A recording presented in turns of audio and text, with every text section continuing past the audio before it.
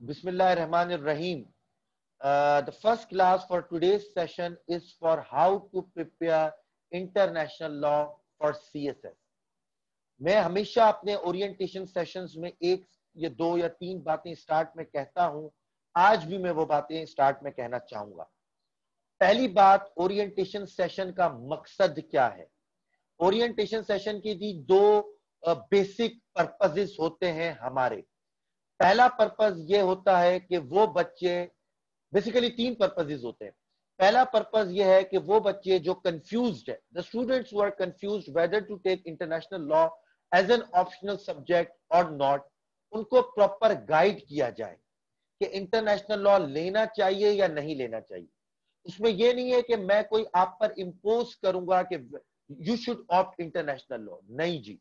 मैं हमेशा ये बोलता हूं कि एक मेच्योर एस्पायरेंट और एक इमेच्योर एस्पायरेंट, एक सीरियस कैंडिडेट और एक नॉन सीरियस कैंडिडेट में हमेशा फर्क होता है। फर्क ये होता है कि वो जो सीरियस कैंडिडेट होता है वो देखता है कि what are the positives of the particular subject, what are the negatives, and after analysing the past papers वो डिसाइड करता है। जो नॉन सीरियस इमेच्योर स्टूडेंट होता है वो सर से पूछे, सर आप बता दें कि मुझे ये सब्जेक्ट रखना चाहिए या नहीं रखना चाहिए। एकेडमी से पूछता है, सर आप बता दें हमें ये सब्जेक्ट रखना चाहिए या नहीं रखना चाहिए। तो इस अप्रोच में हम नहीं जाते ओरिएंटेशन सेशन। ओरिएंटेशन सेशन का पूरा पर्पस ये होता है कि मैं आपको बताऊं what are the positives of the subject, what are the negatives of the subject, how to score high in a subject, then it's up to you whether to opt that subject और not. पहला purpose. Second purpose ये है कि वो बच्चे जो हमारा session पूरा फुल कोर्स में रजिस्टर्ड होना चाहते हैं और वो रजिस्टर्ड हो रहे हैं, उनको एक रोड मैप देना, उनको एक स्ट्रेटेजी बताना, उनको एक पूरा प्लान बताना कि हम एज अ एकेडमी, मैं as a teacher, as a instructor जो है वो आप लोगों को किस तरह जो है वो इस पूरे सेशन में लेके चलूंगा। ठीक है, यानी क्लासेस किस तरह होंगी, सेशंस किस तरह होंगे, पास्ट पेपर्स के एनालिसिस किस तरह होंगे, टेस्ट किस तरह होंगे। तीसरा पर्पस यह है जी इस पूरे सेशन का कि वो बच्चे जो हमें ज्वाइन नहीं कर पा रहे या किसी भी वजह से नहीं कर पाते या कहीं पर उनको प्रॉब्लम है, तो इस ओरिएंटेशन सेशंस के थ्रू उनको गाइड किया जाए, उनको प्रॉपर जो है वो स्ट्रेटेजी बताई जाए कि वो खुद से भी ये अगर उनको करना है ये सब्जेक्ट तो वो किस तरह प्रिपेयर करें। मैं हमेशा ये बोलता हूं कि ओरिएंटेशन सेशन का मेरा ये मकसद नहीं है कि मैं यहाँ पर कोई 90 मिनट्स में आप लोगों से बातें छुपाऊं और मैं बोलूं कि नहीं जी जब आप सेशन ज्वाइन करेंगे तब आपको ये चीजें बताई जाएंगी। नहीं, अगर आप मुझे 90 मिनट्स दे रहे हैं तो इट इज माय रिस्पॉन्सिबिलिटी कि आज के सेशन में आप कोई ना कुछ लेकर उठें related to the subject of international law. तो ये कुछ बातें आपको बोलनी थी। अच्छा, इंट्रोडक्शन मैंने नहीं दिया, अगर जो बच्चे नए हैं मैं उसको अपना इंट्रोडक्शन दे देता हूं जी। My name is Agha Shahryar Khan, I belong to the 48 CTP, currently allocated in Pakistan Audit and Account Service। और ये मेरा बेसिक सा इंट्रोडक्शन है। चले जी मैं स्क्रीन शेयर करता हूं और हम जो है वो ओरिएंटेशन सेशन की तरफ चलते हैं।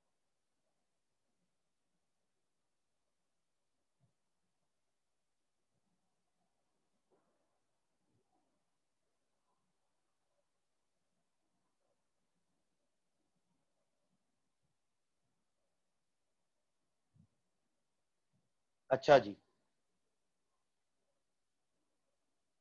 एजेंडा क्या है हमारा आज के ओरिएंटेशन सेशन का? जो हमारा एजेंडा है वो है जी पॉजिटिव्स ऑफ इंटरनेशनल लॉ। हम डिस्कस करेंगे कि पॉजिटिव्स क्या है, नेगेटिव्स क्या है, स्कोरिंग ट्रेंड पे डिस्कशन की जाएगी कि इंटरनेशनल लॉ का स्कोरिंग ट्रेंड अच्छा है नहीं है, क्या स्कोरिंग ट्रेंड वाकई ही कोई चीज होती है या it's just a myth, how to score high in international law, books to consult, और फिर आपको एक मैं डेमो क्वेश्चन भी बताऊंगा, एक डेमो आंसर भी बताऊंगा कि आपने किस तरह इंटरनेशनल लॉ का सवाल जो है वो अटेम्प्ट करना है पेपर में।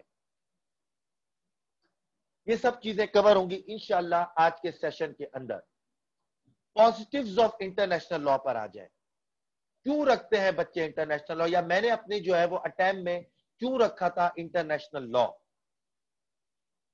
सबसे पहला पॉजिटिव जो है जी इंटरनेशनल लॉ का शॉर्ट सिलेबस। इंटरनेशनल लॉ का एक छोटा सिलेबस है, बहुत लेंथी नहीं है, डायरेक्ट से टॉपिक्स है, अगर आप बोलेंगे तो मैं यहाँ पे आपको सिलेबस भी दिखा दूंगा। ऑनलाइन का यही फायदा है कि आप इसमें इंटरनेट जो है वो यूज कर सकते हैं।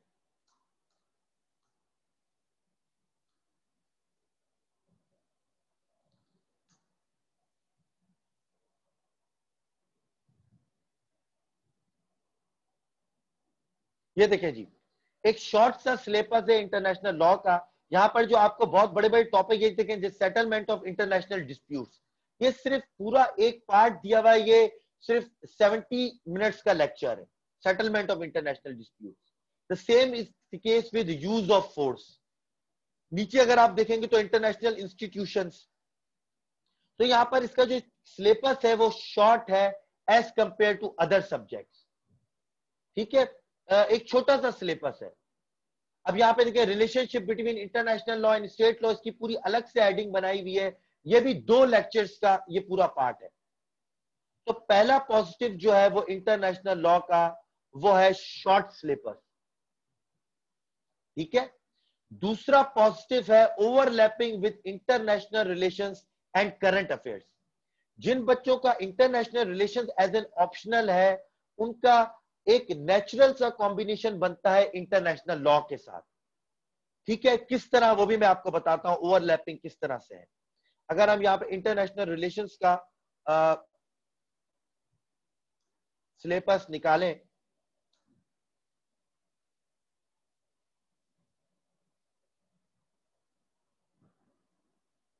ठीक है, जो IR पार्ट 1 में देखें तो आपको यहां पर नजर आ रहा होगा इंटरनेशनल लॉ। इंटरनेशनल लॉ की हेडिंग बकायदा अलग से यहां पर मौजूद है इंटरनेशनल रिलेशंस पार्ट 1 के अंदर। तो हर साल 1 या 2 सवाल इंटरनेशनल रिलेशंस पेपर पार्ट 1 में आ जाते हैं। वो बहुत बेसिक भी हो सकते हैं, वो एडवांस भी हो सकते हैं। मुझे आज भी याद है 2018 में क्वेश्चन आया था इंटरनेशनल रिलेशंस पार्ट 1 के अंदर, सेल्फ डिफेंस एंड प्रियम्प्टिव स्ट्राइक्स से रिलेटेड। सेल्फ डिफेंस और प्रियम्प्टिव स्ट्राइक से रिलेटेड इंटरनेशनल रिलेशंस पार्ट 1 में क्वेश्चन आया था। अब जिन बच्चों का इंटरनेशनल लॉ था, उन्होंने बड़े अच्छे तरीके से उसको अटेम्प्ट कर लिया था, क्योंकि ओवरलैपिंग है यहां पर। ठीक है, पहली चीज international law approaches to peace में एक अलग से टॉपिक है। अगर जिन बच्चों का इंटरनेशनल लॉ, उनको ये पढ़ने की जरूरत नहीं, वहां पे पूरा कवर हो जाएगा। सेकंड पॉइंट पर आए, institutions, United Nations, international court of justice, इसी तरह लीग ऑफ नेशंस, ये वो इंस्टीट्यूशंस हैं जिसको आप बहुत ज्यादा डिटेल में international court of international law में आप पढ़ते हैं।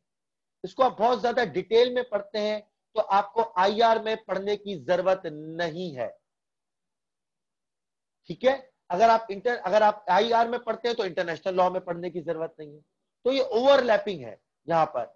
दूसरा पॉजिटिव मैं आपको बता रहा हूं। ठीक है जी, तीसरा पॉजिटिव यहां पर यह है कि करंट अफेयर्स के साथ भी बहुत ज्यादा ओवरलैपिंग है। अब करंट अफेयर्स के साथ किस तरह ओवरलैपिंग है मैं आपको बताता हूं। फॉर इंस्टेंस, आप IR और करंट अफेयर्स में पढ़ते हैं Kashmir issue, Palestine issue, trade war, tech war. अच्छा, यहां पर आप एक और इंटरनेशनल लॉ में पढ़ते हैं, अगर आप यहां पर देखें तो weaponisation and militarisation of space, nuclear non proliferation regime. अब ये जितने भी टॉपिक हैं, Kashmir issue, Palestine issue, trade war, weaponisation of space, nuclear non proliferation regime, इसके ऊपर इंटरनेशनल लॉ अप्लाई होते हैं।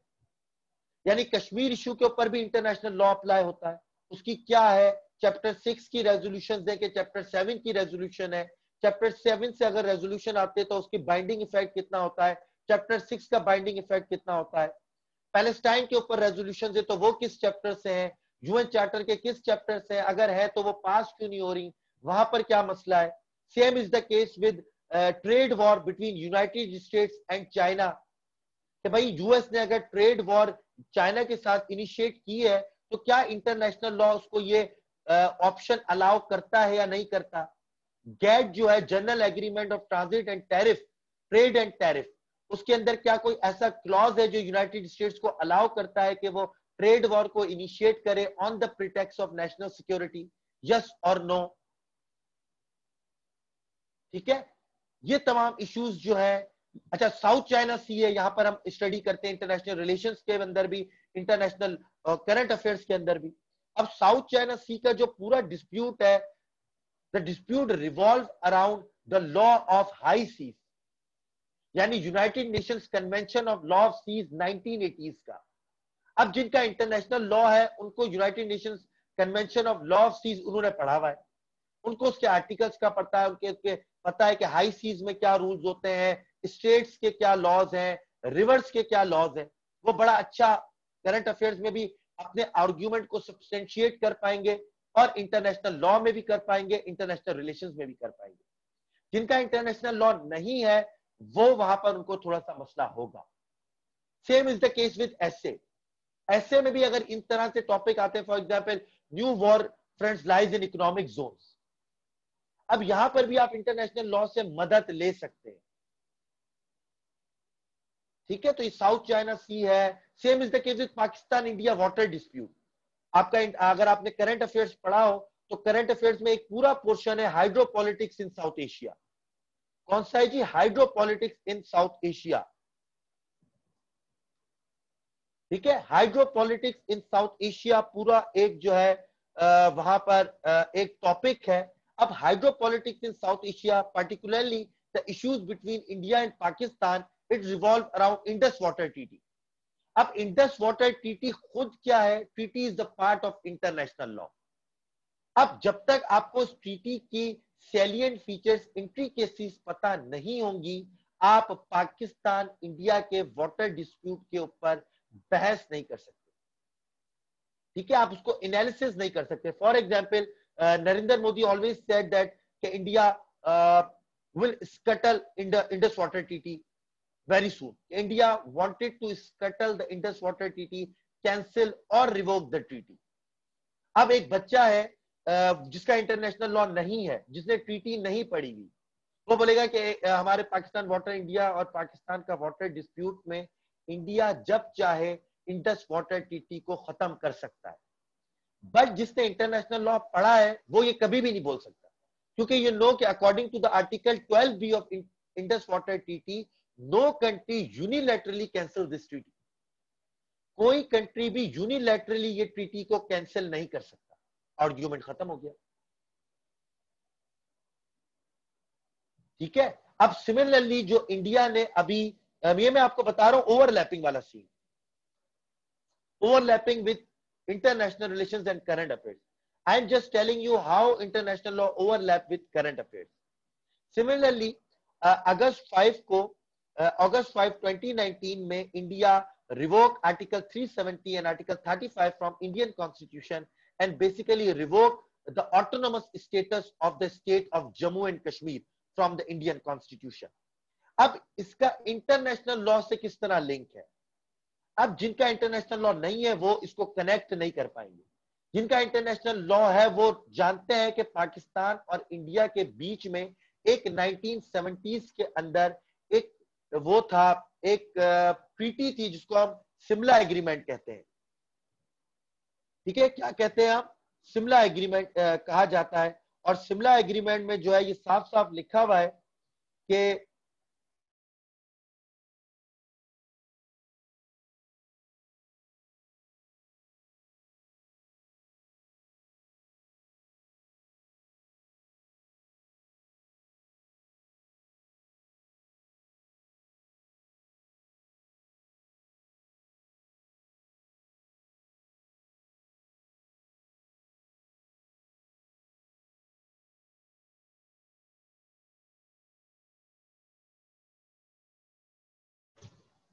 मेरी आवाज आ रही है जी आप लोगों को? आप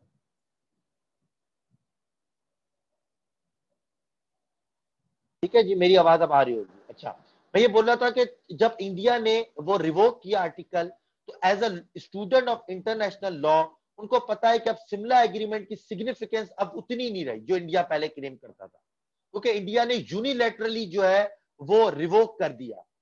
क्योंकि इंटरनेशनल लॉ के स्टूडेंट्स को पता है कि what are the condition of terminating the treaty, वो क्या क्या कंडीशन है जिसके ऊपर एक ट्रीटी टर्मिनेट हो जाता है।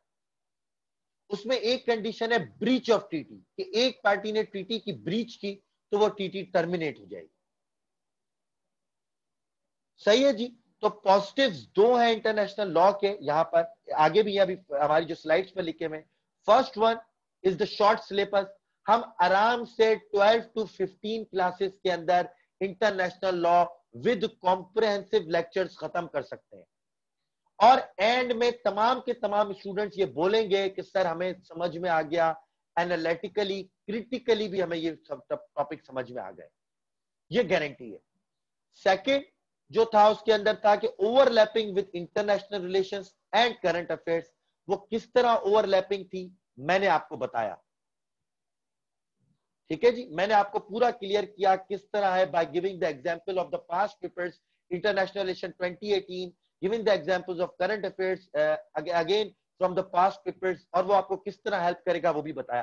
फॉर इंस्टेंस अभी देख लें आप 2020 का सीएसएस का एसए का पेपर निकाले, तो एसए के पेपर में आपको जो है वो नजर आएगा एक एसए, उसमें लिखा है Pakistan and the future of Kashmir cause. उसमें भी आप इंटरनेशनल लॉ जिसका है वो काफी एक आर्ग्यूमेंट बिल्ड कर सकता है, वो इंटरनेशनल लॉ के वीकनेसेस की बात कर सकता है, ठीक है। वो प्रॉपर पाकिस्तान को जो ऑप्शंस बताएगा उसमें भी वो इंटरनेशनल लॉ में कर सकता है कि पाकिस्तान को इंटरनेशनल फोरा पे क्या करना चाहिए, किस तरह लॉबिंग करनी चाहिए, किस तरह रेजोल्यूशन कोशिश करे पास करे from under the chapter 7 of the UN charter. तो वहां पर भी आपको हेल्प करेगा, ना सिर्फ इंटरनेशनल रिलेशंस में, ना सिर्फ करंट अफेयर्स में, बल्कि इंटरनेशनल लॉ के अंदर भी। काफी दफा ऐसा होता है कि यूनाइटेड नेशंस के ऊपर भी हमारा ऐसे आ जाता है, जब यूएन के ऊपर ऐसे आ जाता है तो the students who have international relations and international law वो बेस्ट करेंगे वो ऐसे, क्योंकि यूएन को उनसे ज्यादा पढ़ा नहीं होता, उससे ज्यादा किसी ने समझा हुआ नहीं होता। जब एक इंटरनेशनल लॉ का बच्चा वो यूएन का ऐसे स्टार्ट करेगा तो वो ऐसे स्टार्ट करेगा कि यूएन का प्रिंसिपल्स क्या थे, ऑब्जेक्टिव्स क्या है। वो आर्टिकल 1 की बात करेगा, उसके अंदर 3 ऑब्जेक्टिव्स की बात करेगा, फिर वो उसको एनालिसिस करेगा कि to what extent UN is successful in achieving that objective. फिर वो बात करेगा to what extent UN is failure in achieving that objective. फिर वो बात करेगा हाउ टू रिवाइव दैट। उसको पता होगा कि यूनाइटेड नेशन सिक्योरिटी काउंसिल में क्या रिफॉर्म्स करने हैं, उसको कॉफी क्लब और G4 नेशंस का पता होगा, कौन से कंट्रीज जो है वो P5 वीटो का स्टेटस मांग रहे हैं, कौन से कंट्रीज बोलते हैं कि नहीं अपोज कर रहे हैं, जनरल असेंबली में क्या रिफॉर्म्स होने चाहिए उसको पता होगा, ठीक है। इस तरह इंटरनेशनल लॉ जी हेल्प कर रहा होता है आपको करंट अफेयर्स में, इंटरनेशनल रिलेशंस में और एसए के अंदर भी।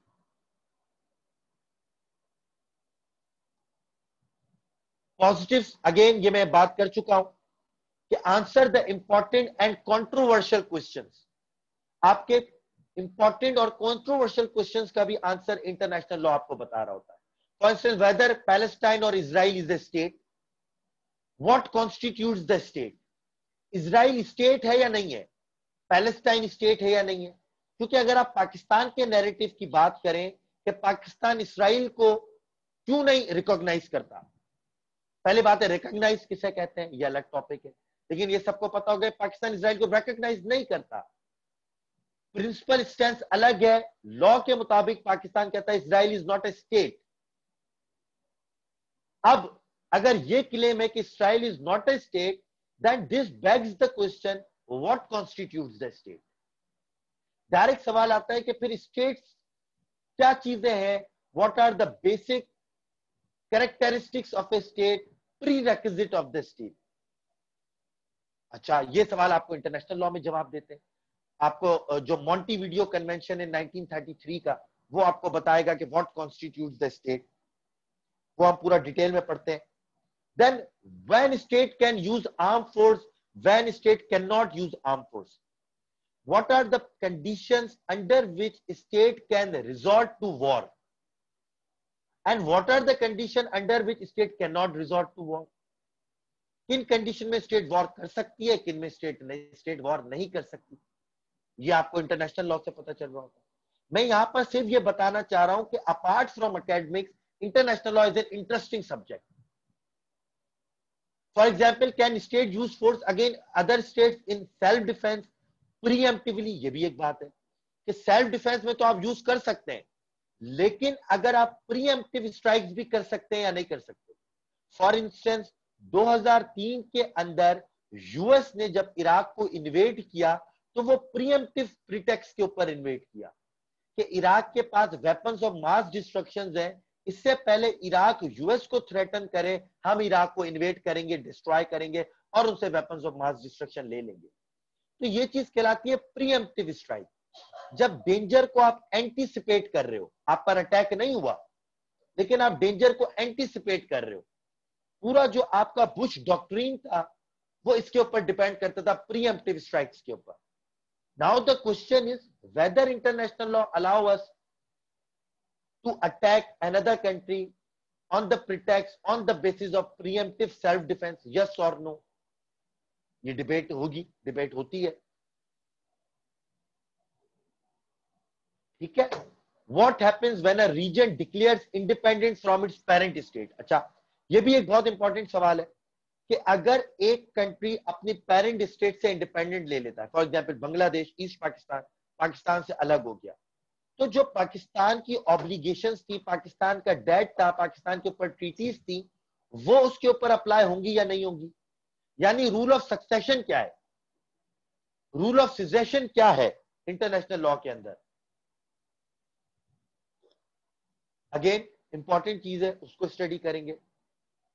What responses to terrorism are permitted international law? When will a state be responsible for terrorist act commit by its nationals? कि स्टेट अपने नेशनल की किस हद तक रिस्पॉन्सिबल है. फॉर इंस्टेंस अगर पाकिस्तान में कोई एक non state actor terrorist activities कर रहा है तो क्या स्टेट ऑफ पाकिस्तान रिस्पॉन्सिबल है या नहीं? ये पूरा चैप्टर होगा रिस्पॉन्सिबिलिटी ऑफ स्टेट के अंदर.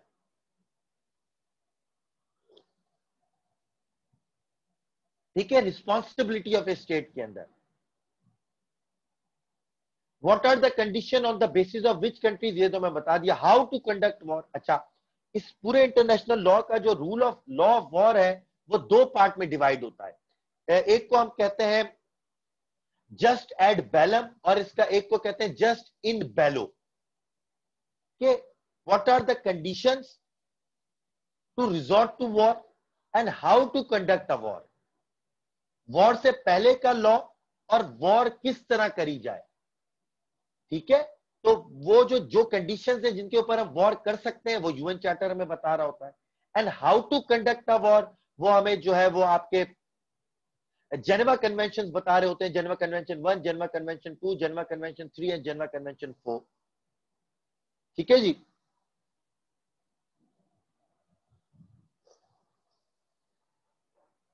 अच्छा जी, इंटरेस्टिंग डिबेट्स ऑन की इश्यूज होते हैं इंटरनेशनल लॉ के अंदर.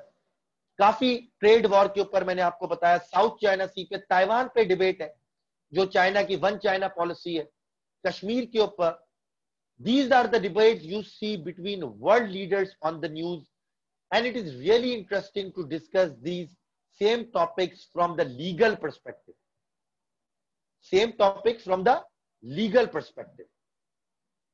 So these are the positives of international law: short slippers, overlapping, and interesting discussion, and very thought-provoking discussion on different and various and multidimensional issues from the legal perspective or the perspective of international law. Third G, answers of international law are short. You don't need to write more stuff. If you want a good score, तो short में भी आपका अच्छा score आ जाएगा, क्योंकि international law is more of a technical subject than as a descriptive subject. ठीक है, तो आंसर शॉर्ट होते हैं, आपको ज्यादा लिखना नहीं पड़ता. Then one book is enough. ठीक है, वन बुक बहुत ज्यादा इनफ होती है इंटरनेशनल लॉ के अंदर. और अभी जो हम आपको नोट्स देंगे इंटरनेशनल लॉ के, वो 3 बुक्स से बने हुए बेसिकली. मैल्कम शॉ से, एसके कपूर से, आपका जो है वो स्टार्क से, जेजी स्टार्क से. तो वो नोट्स असल में बुक्स 3 बुक्स से बने हुए हैं. So those notes are more than enough you do not read, you do not need to read any book. ठीक है, अच्छा वो बच्चे जो हमें ज्वाइन नहीं करेंगे तो one book is more than enough. वो बुक्स कौन कौन सी है मैं भी आपको बताऊंगा। One book is more than enough for international law. But जो बच्चे हमें ज्वाइन करेंगे, रजिस्टर्ड करेंगे, उनको हम जो है नोट्स देंगे, वो 3 बुक से बने हुए। तो आपको अलग से बुक पढ़ने की जरूरत नहीं, अपना टाइम जाया करने की। वो आप टाइम मैनेजमेंट पे, प्रेजेंटेशन पर और इंग्लिश एक्सप्रेशन पर लगाएं। अच्छा जी, स्कोरिंग और नॉन स्कोरिंग ट्रेंड की बात कर लेते हैं कि स्कोरिंग है या नॉन स्कोरिंग है।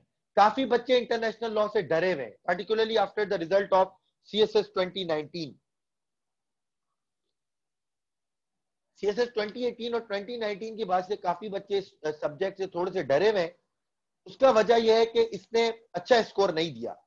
2018 में एक जर्नलाइज पेपर था, तभी अच्छा स्कोर नहीं आया।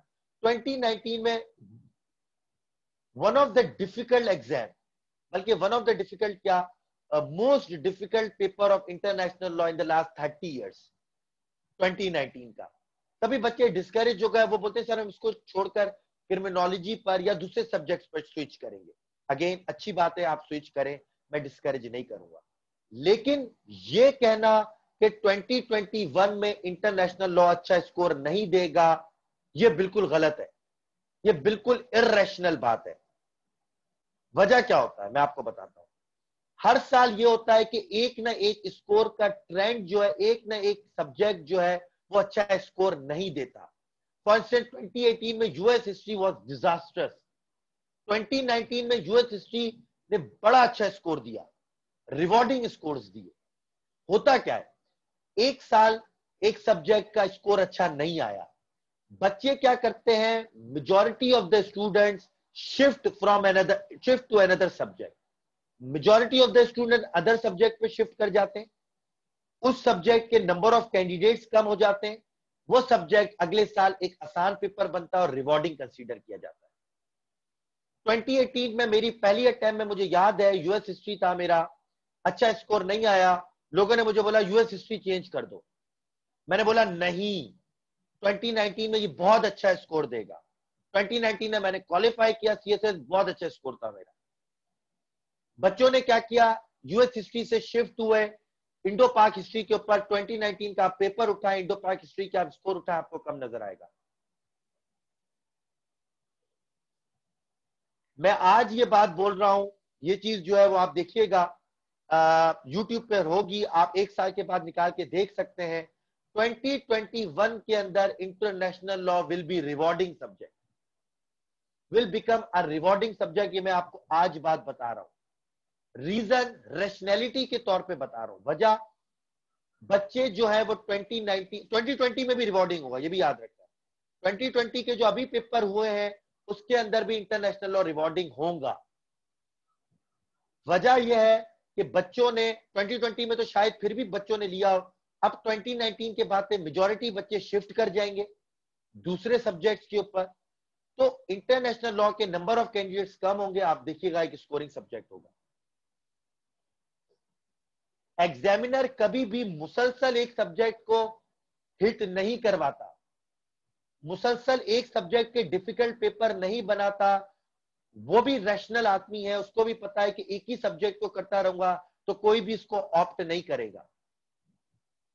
ठीक है, तो आप, in a nutshell, I am trying to say that it is very secure and rewarding to opt international law for your attempt of CSS 2021। बड़ा जी एक आसान सा सब्जेक्ट है, छोटा सिलेबस है और बड़ी इजीली 12 to 15 डेज में प्रिपेयर हो जाएगा। बड़ी इजीली आप खुद से प्रिपेयर करेंगे तो शायद टाइम ज्यादा लगे, 20-25 डेज। पर जो हमारे पास बच्चे हैं ऑलरेडी, जो है 15 से 20 बच्चे तो हैं, तो उनको जो है वो, ये मैं आपको गारंटी देता हूं 12 से 15 डेज में I will get you prepared for international law in a best possible way. Scoring से रिलेटेड कोई क्वेश्चन है तो आप अभी कर सकते हैं, मैं आंसर दे दूंगा।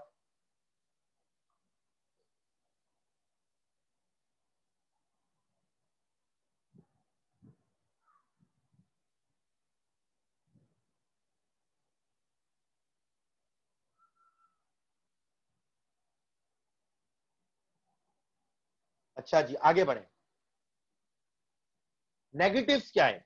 मैं सिर्फ तारीफ करता रहूं इंटरनेशनल लॉ की, other side of the coin नहीं दिखा, इसका मतलब मैंने जो है वो इस सेशन के साथ इंसाफ नहीं किया।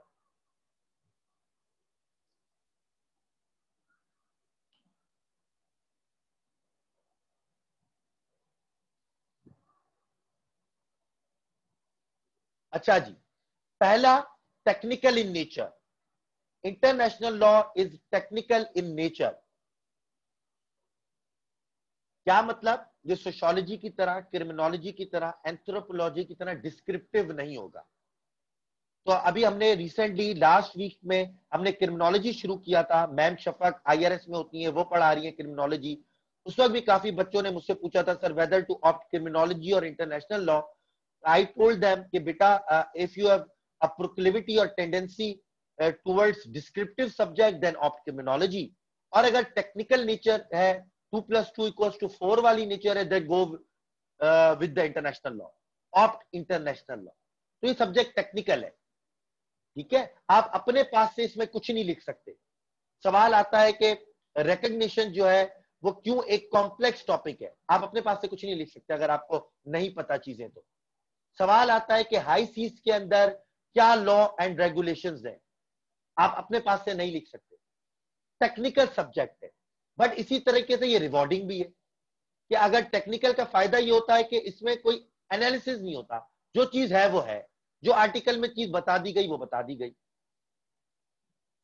दूसरा, इसका जो बच्चे नेगेटिव समझते हैं वो ये है कि you have to remember the article and the case references if you want to score high.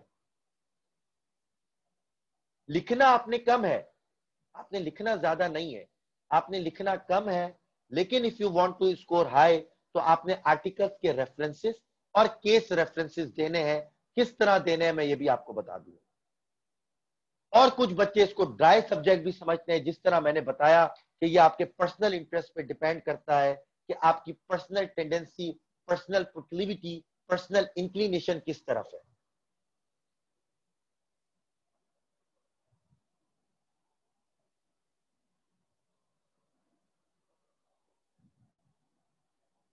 कैसर, आप क्रिमिनोलॉजी भी ले सकते हैं, आप इंटरनेशनल लॉ भी रख सकते हैं, ठीक है। अगर आपका इंटरनेशनल रिलेशंस नहीं भी है तो अगर आपका इकोनॉमिक्स है तो आप दोनों चीजें रख सकते हैं, इंटरनेशनल लॉ भी और क्रिमिनोलॉजी भी, ठीक है। लेकिन अगर आपका इकोनॉमिक्स है तो वो भी थोड़ा टेक्निकल टाइप का सब्जेक्ट है, तो मैं समझ सकता हूं कि आपकी टेंडेंसी ज्यादा टुवर्ड्स इंटरनेशनल लॉ होगी, छोटा सब्जेक्ट है।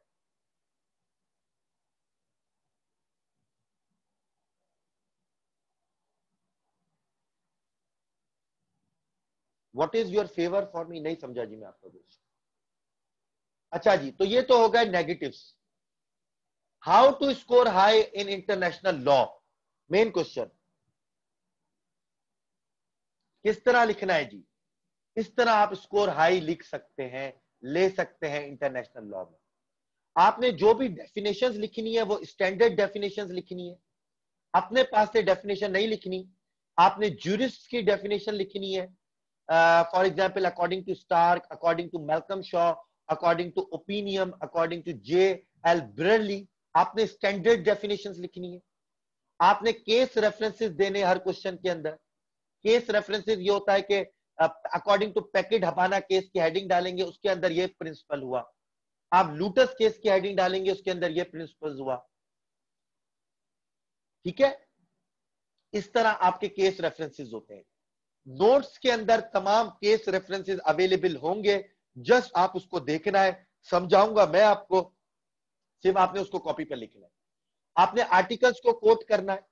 For example, according to article 53 of UN charter, according to article 2 of Vienna Convention of Law of Treaties 1962, article 5 of Vienna Convention of Diplomatic Relations 1969, ठीक है। तो definition, standards, case references, articles को quote करना है, conventions को quote करना है, examples को, and be analytical instead of descriptive. ये मैंने आपको पहले बताया, it is not a descriptive paper, analytical होना है। 2019 में क्वेश्चन आया कि according to article 24 of the UN charter, UN कभी भी आपको एग्रेशन करने पे अलाउ नहीं करता। According to Article 2(4), state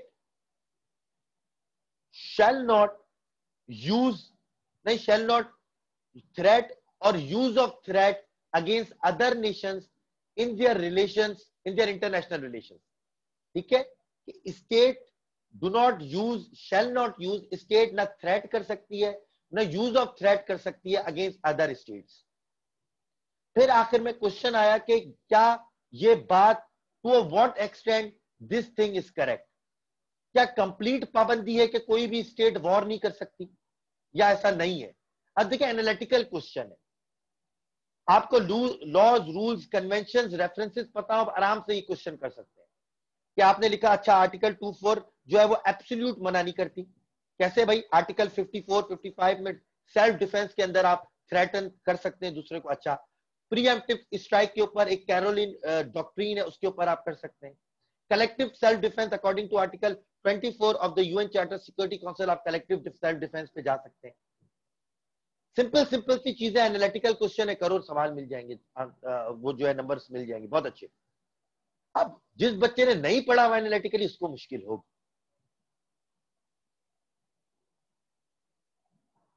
question आता है कि क्या एक कंट्री के पास अगर टेरिटरी है, एक कंट्री ने एक सर्टेन टेरिटरी पे अपनी जुरिस्डिक्शन जो है वो एस्टेब्लिश कर दी, क्या वो टेरिटरी पूरी जिंदगी उसके पास रहेगी, हमेशा के लिए? तो what extent this statement is true? अब आप बोलेंगे नहीं, ऐसी चीज नहीं है।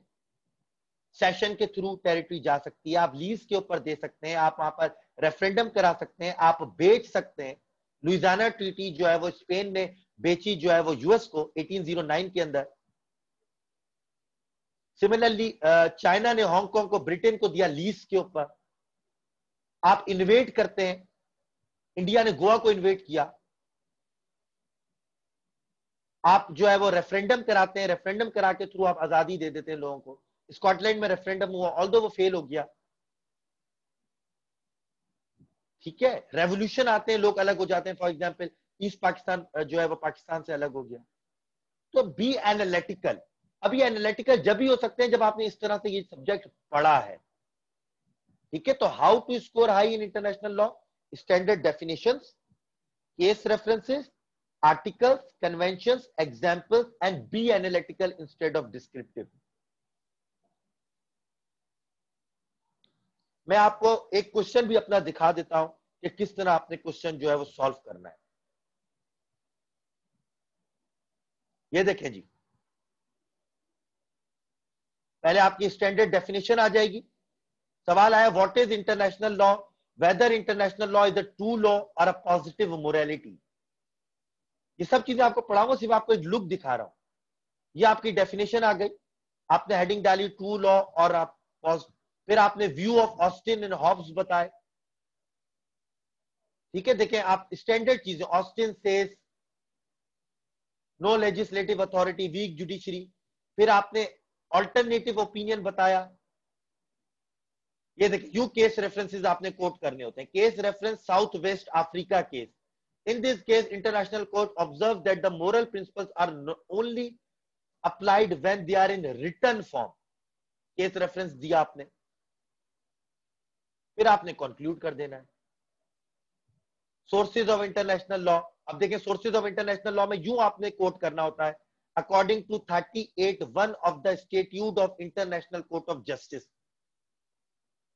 38(1) का A B C D.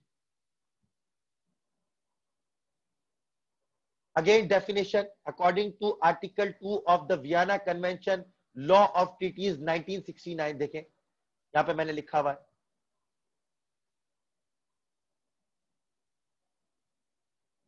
Examples मैंने आपको बताया, एग्जाम्पल्स देनी है, इंडस वाटर ट्रीटी, एग्जाम्पल्स अलग से हेडिंग डालकर।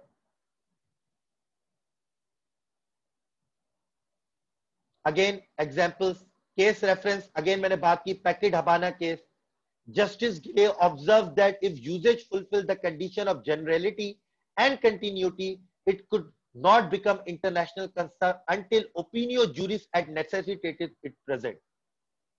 ठीक है, इसमें कुछ लैटिन फॉर्म्स भी आती हैं, वो भी आपने कोट करनी पड़ती है अगर आपको स्कोर अच्छा चाहिए तो।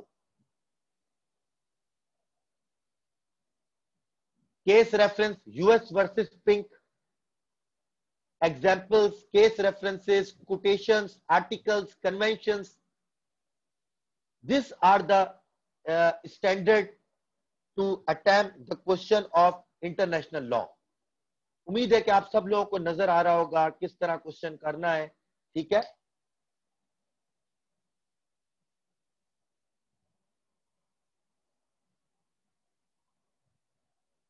इसमें आप एक और चीज ऐड कर लें, वो है यहां पर right Latin forms like opinio, juris et necessitatis, just in bello। इस तरह की आपने लैटिन फॉर्म्स भी लिखनी होती हैं कभी कभार, तो इस पे भी आपको बड़े अच्छे नंबर्स मिल जाएंगे। बुक्स, इंटरनेशनल लॉ की book,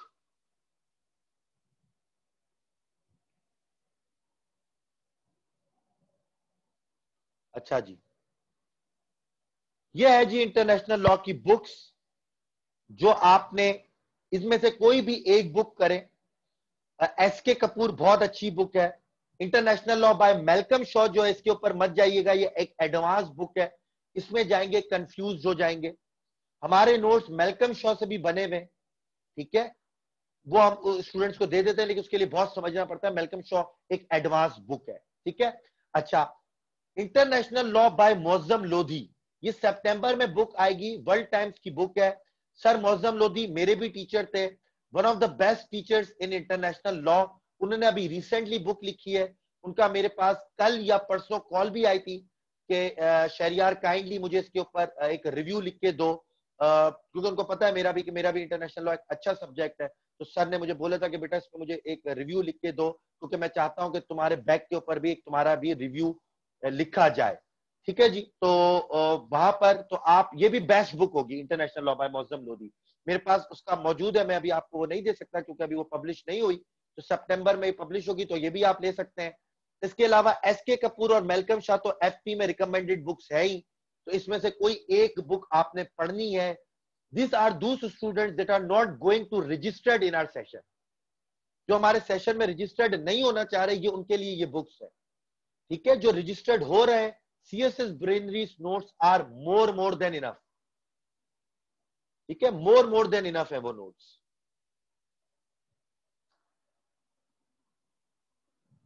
road map to get you prepare for the subject of international law, किस तरह हम आपको ये सब्जेक्ट इंटरनेशनल लॉ का कवर कराएंगे, ये भी आप सुन लें। Entire syllabus will be covered इंशाल्लाह विद कॉम्प्रिहेंसिव ऑनलाइन लेक्चर्स। अच्छा, ये बहुत इंपॉर्टेंट पॉइंट है दो, जो अक्सर लोग जो है वो स्किप कर जाते हैं। अक्सर एकेडमीज में टीचर्स स्किप कर जाते हैं कि special focus on the references, conventions, treaties, case references and examples. Teachers या एकेडमीज स्पेशल फोकस नहीं देती हैं कन्वेंशंस को, ट्रीटीज को, आर्टिकल्स को। दैट्स वाई स्टूडेंट को मसला होता है पेपर के अंदर। ये डिस्क्रिप्टिव पेपर नहीं है, हमारे यहाँ पर स्पेशल फोकस होता ही रेफरेंसेस पर, कन्वेंशंस पर, ट्रीटीज पर है। अच्छा, फिर एक और चीजें जो स्किप करती हैं एकेडमीज, वो है कि वो केसेस नहीं पढ़ाती, ठीक है, इंपॉर्टेंट केसेस नहीं पढ़ाती। केसेस पढ़ना बहुत इंपॉर्टेंट है, पास्ट के भी और प्रेजेंट के भी। पास्ट के कौन कौन से केसेस हैं? लूटस केस बहुत इंपॉर्टेंट केस है। आपकी जो ज्यूरिसडिक्शन वाला है, टेरिटोरियल ज्यूरिसडिक्शन का टॉपिक है, वो लूटस केस के बगैर कंप्लीट नहीं हो सकता। पैकेट हवाना केस बहुत इंपॉर्टेंट केस है। कस्टम्स का अगर आपने टॉपिक पैकेट हवाना केस के अलावा पढ़ लिया तो मसला हो जाएगा। कर्फ्यू चैनल केस अगेन बहुत इंपॉर्टेंट है ज्यूरिसडिक्शन के लिए। फिर न्यू केसेस के ऊपर आ जाए, कुलभूषण जाधव केस बहुत इंपॉर्टेंट केस है United Nations convention on consular relations के लिए। United nation convention on consular relation पढ़ा, कुलभूषण जाधव केस नहीं पढ़ा, मसला होगा। इन है कशोगी केस, अगेन बहुत इंपॉर्टेंट था ज्यूरिसडिक्शन से रिलेटेड। उमर अल बशीर और आंग सान सूकी का केस जो चल रहा है, उमर बशीर जो है वो फॉर्मल प्रेसिडेंट है सूडान के, और आंग सान सूकी जो है वो हेड ऑफ द स्टेट है म्यांमार की। इन दोनों का केस चल रहा है आईसीसी के अंदर, इंटरनेशनल कोर्ट, क्रिमिनल कोर्ट के अंदर रिलेटेड टू जेनोसाइड, दोनों केसेस इंपॉर्टेंट है। तो इन सब केसेस को भी पढ़ना बहुत जरूरी होता है, जो कि नहीं पढ़ाते लोग। तो हमारा स्पेशल फोकस केसेस के ऊपर भी होगा। एंड के सारे 2 से 3 लेक्चर्स केसेस के ऊपर होंगे इंशाल्लाह। अच्छा, detail discussion on the perspectives of international law. South China Sea के ऊपर कौन सा पर्सपेक्टिव है, कश्मीर के ऊपर कौन सा है, पैलेस्टाइन के ऊपर कौन सा है, ट्रेड वॉर के ऊपर कौन सा है, ये भी साथ साथ मैं आपको बताता चला जाऊंगा। ऑल दो इंटरनेशनल लॉ में तो वो नहीं पूछेगा आपसे, बट आपके लिए करंट अफेयर्स में, इंटरनेशनल रिलेशंस में और ऐसे में मदद मिल सकती है आपको। पास्ट पेपर्स रिव्यूड होंगे, प्रैक्टिस होंगे इंशाल्लाह। फुल डिटेल नोट्स आपको मिल जाएंगे जी। हार्ड कॉपी में आपके घर के ऊपर पोस्ट कर दिए जाएंगे, सॉफ्ट कॉपी में अब हमने देना बंद कर दिए हैं। Full detail notes compiled from 3 books, Malcolm Shaw, S K Kapoor and J G Starke से आपको फुल डिटेल नोट्स इंशाल्लाह डिलीवर कर दिए जाएंगे हार्ड कॉपी में, जैसे ही सेशन शुरू होगा। तो अटेम्प्टिंग प्रेजेंटेशन और टाइम मैनेजमेंट स्किल्स बताई जाएगी, मैंने आपको बताया भी।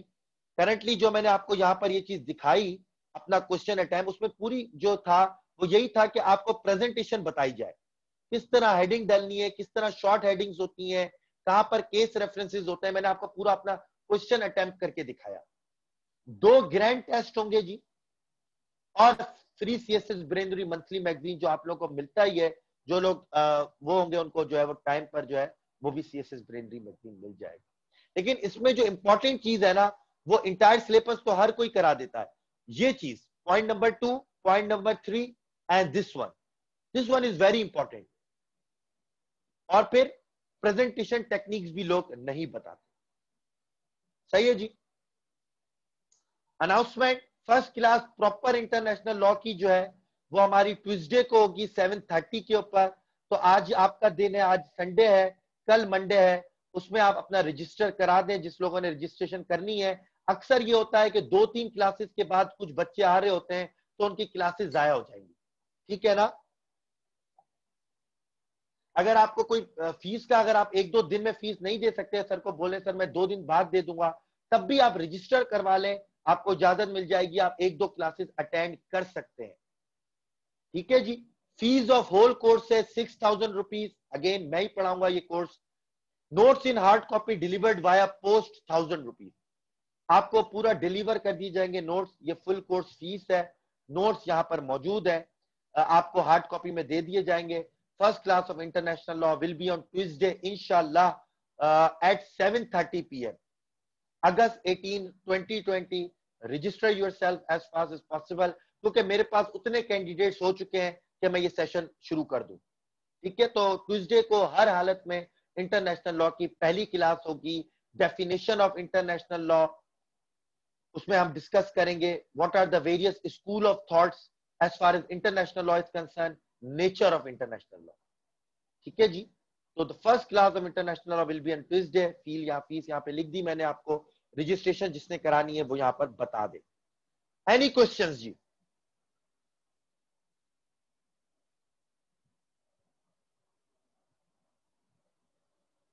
जी अब्दुल रहीम, ये मेरी कॉपी थी जी। अनम बिल्कुल, any layman who has never studied international law can easily opt international law। मेरी एग्जांपल आपके सामने है।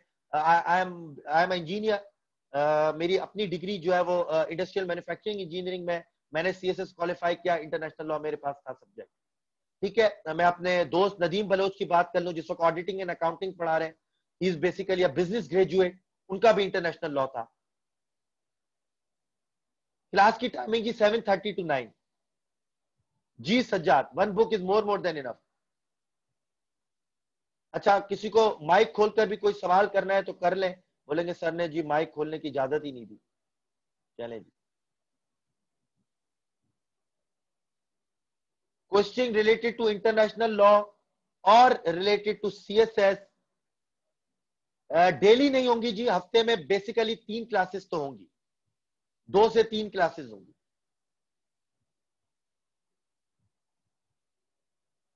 You can ask question from international law and generally anything related to the CSS preparation.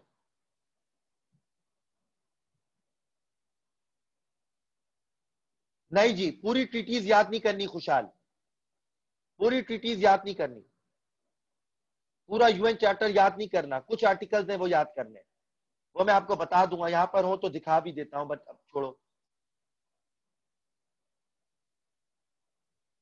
How we can prepare, Rashid book पढ़नी पड़ेगी, उससे खुद से करना चाहते हो तो बुक पढ़नी पड़ेगी, सिलेबस पढ़ो, बुक पढ़ो, पास्ट पेपर्स को एनालाइज करो, फिर आपके नोट्स बनेंगे. वीकेंड में भी हो सकती है, यानी अगर आप नेक्स्ट वीक की बात करें तो पहली हमारी क्लास होगी ट्यूसडे को, दूसरी होगी फ्राइडे को, तीसरी होगी सैटरडे को. ठीक है, तो ट्यूसडे फ्राइडे सैटरडे 7:30 ऑनवर्ड्स. जी जीनत डॉक्टर, आपको विद इन भी मिल जाएंगे, यानी 2-3 क्लासेस के अंदर आपको नोट्स आपके घर पहुंच जाएंगे, ताकि आपका साथ ही इंटरनेशनल लॉ प्रिपेयर हो जाए.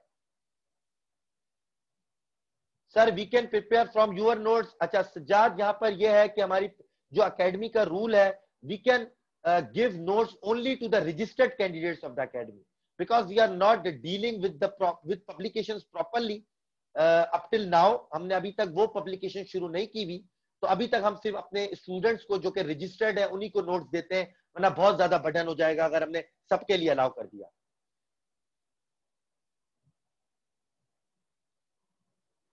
भवानी शंकर, हमारा पाकिस्तान अफेयर्स, करंट अफेयर्स और तमाम कंपलसरी जो सब्जेक्ट्स हैं उनका सेशन सितंबर 5 से स्टार्ट होगा. सितंबर 5 को ओरिएंटेशन सेशंस होंगे और वहां से फिर हमारा पूरा कंपलसरी का सब्जेक्ट स्टार्ट होगा.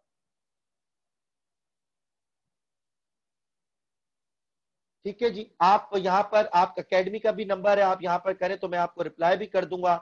जिसको नेक्स्ट सेशन की या किसी को भी चाहिए तो यहाँ पर व्हाट्सएप का नंबर लिख देते हैं, तो यहाँ पर आप दें. भवानी, आपको जो है वो सारी डिटेल्स भी मिल जाएगी. जिसने इंटरनेशनल लॉ के लिए जो है वो रजिस्टर्ड होना है, वो भी यहाँ पर मैसेज करके रजिस्टर्ड हो सकते हैं.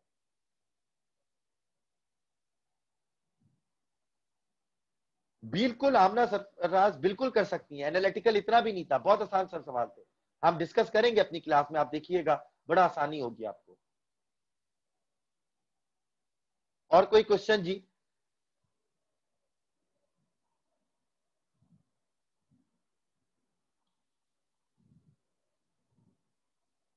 कोई और क्वेश्चन? अच्छा जी, ठीक है जी. So this is it for today's session of international law.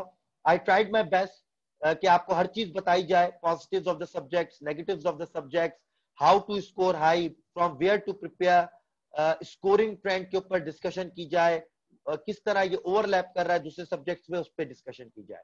तो उम्मीद है आप लोगों को सबको समझ में आया होगा. जिसको ऑप्ट करना है वो ऑप्ट करे, जिसको रजिस्टर होना है वो रजिस्टर हो. हमारी नेक्स्ट क्लास स्टार्ट होगी 7:30 के ऊपर, और हमारी नेक्स्ट क्लास का जो टॉपिक है वो है analysis of the local government system in Pakistan. Analysis of the local government system in Pakistan. The class will start at 7:30. Till then, thank you very much. Inshallah, we will meet in next class.